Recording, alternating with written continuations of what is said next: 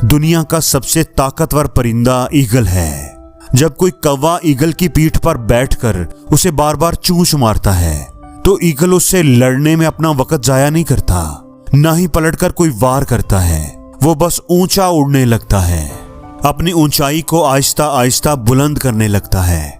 और जैसे जैसे ईगल बुलंदी की तरफ जाता है वैसे वैसे कौवे के लिए सांस लेना मुश्किल हो जाता है और आखिरकार वो खुद ही थक कर नीचे गिर जाता है, क्योंकि उसमें इतनी बुलंदी पर उड़ने की ताकत नहीं होती।